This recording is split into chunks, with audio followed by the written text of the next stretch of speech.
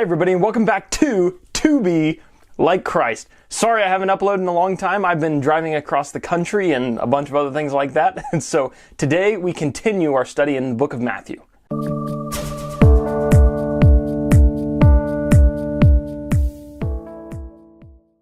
We left off our study right after the temptation of Jesus in Matthew chapter 4. In this video, we're just going to cover the next two verses of the text, and that's verses 11 and 12.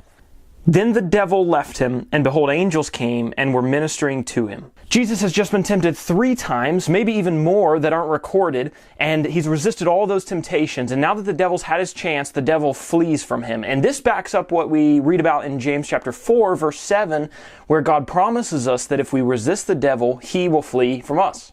Now when he heard that John had been arrested, he withdrew into Galilee. Now, this may seem a lot of times like just filler information that's in the Gospels, but there's actually a lot that we can learn if we take some time to ask this text some questions. As we think about John the Baptist, if we know the accounts of the other Gospels, we know that when he's arrested, not long after, he's actually killed. And a woman by the name of Herodias actually asked for John to be put to death. So what can we learn from these short 2 verses? I think one thing that we can learn is that those who are great in the eyes of God are not necessarily great in the eyes of the world. John spent his entire life being poor. He had to endure the ire of all of the rulers of that area of the world during his lifetime. He only got to live until he was in his early 30s probably, and he spent the last part of his life in prison and then was beheaded, all for the sake of the Lord. People who value secular things would probably look at the life of John and say, wow, that wasn't so great a life. But God looks at the life of John and is thankful for a man who was faithful to him. Another lesson we can learn from John that I just mentioned a little bit in passing was that it's never too early to begin working for the Lord. So many times we think to ourselves, especially as us young people, that, I'll do great things for the Lord when I'm 50, 60, 70, 80 years old, because that's when I'll be more mature, and that's what all the other people in my congregation are doing. They look to those older men as their inspirations. Well, John must have missed that, because John was killed, and he probably wasn't any older than early 30s, as we mentioned, and he had already been so active in the work of the kingdom, doing the job that God gave him to do during those early years, not knowing whether or not he would live to be 60, 70, or 80 years old. One final observation that we can get out of this text is from this text, but really the entire New Testament. And that is, it's amazing when you think about it, how many people that serve the Lord didn't live to full life expectancy. And I really wonder sometimes why God designed it this way. John only got to live until his early 30s, but you think about Jesus. Jesus lived just about that same period of time. And I wonder sometimes, why is it that God decides to take people away rather than leave them on the earth? Why not leave Jesus on the earth for another 20 years? He had plenty of life left. Why not leave John on the earth for another 20 years to help with the early church? God decides that that's not the plan that he wants. As we look at the rest of the New Testament, all but one of the original 12 apostles did not get to live to ripe old age or to full life expectancy. All of them, but the apostle John, were killed or martyred for the sake of Christ. And that tells us something about God, and also is some encouragement for those of us who maybe have lived a life full of sin or not being used for the potential that we could in the glory of God. Maybe you're 70 years old and you've just now become a Christian.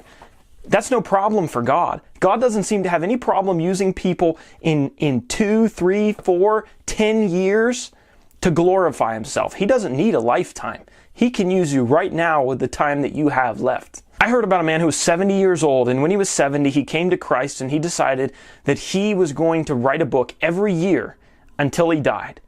And from 70 years old, and a lot of us young people think, wow, 70 is like the end of your life. But from 70 years old, he wrote a book every year, and he ended up writing over 20 books because he lived to be in his early 90s. He wrote over 20 books to bring people to Christ after he turned 70 years old. So don't ever think that you don't have enough time for God to use you. But I think there's another lesson there for the church as well, and that's something that I've experienced personally. I have a desire to be a missionary, and sometimes people will come up to me and say, well, that's fine, you can be a missionary, just don't go someplace where you're going to get yourself blown up. or go someplace dangerous. I hear that quite often, people kind of implying that if I was a father or if I had a family, it would be irresponsible for me to go somewhere dangerous to preach the gospel, so I should just stay somewhere safe. Or maybe if it's locally, people may say, well, I'll go evangelize, but I'm not going to go do something unsafe for the gospel's sake. I'm not going to go to that bad side of town, or I'm not going to go up to somebody that I don't know who may be sketchy on the side of the street, because that would put my personal safety in jeopardy, and God wouldn't want me to do that. What about my children? What about my wife? What about my livelihood? I don't want to be irresponsible. But one thing about the New Testament is that we don't seem to find that idea anywhere. The apostles all must have missed the memo about putting your safety above the spread of the gospel. Every single one of them, including 3 of them that we'll talk about in our next Bible study, ended up going out and getting themselves killed. Not just put in danger or beat up, but killed for the sake of the gospel. And we actually know that some of them had wives. But you see, if the church is working the way that it should be, the fear of leaving behind a wife or a child because you were spreading the gospel in a dangerous area should be drastically reduced. All throughout the Bible instructs people to take care of those who are in need, specifically widows and orphans. Why do you think James writes that pure religion is to care for the orphans and the widows? Who do you think those widows and orphans were? Some of them very well might have been the children and the widowed wives of the apostles themselves. And don't get me wrong, I don't think that we should just throw all caution to the wind and go out and get ourselves killed recklessly for the sake of the gospel. I think there is a concern that needs to be handled with wisdom and with prayer. I just want us to be careful when we start saying things like that, because although those may sound really good, like my family is my first priority, we need to be careful that that's actually what we see in the Bible. Because our family shouldn't be our first priorities, God should be our first priority, and He tells us that if we seek Him first, no matter what the consequences, He will take care of all the other priorities in our lives, including our families, and part of the way that He's designed for that to be done is through the church. So even in just 2 verses, we've learned 4 lessons?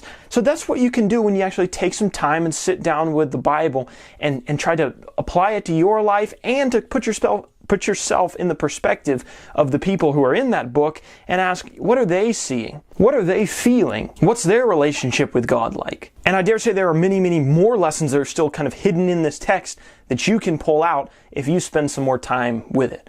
So thanks for joining me. We do new videos on this channel 5 days a week. We're going to do better in the future because all the traveling is done. So if you want Bible study videos and topical videos, remember to subscribe to the channel, like the video, and we'll see you next time.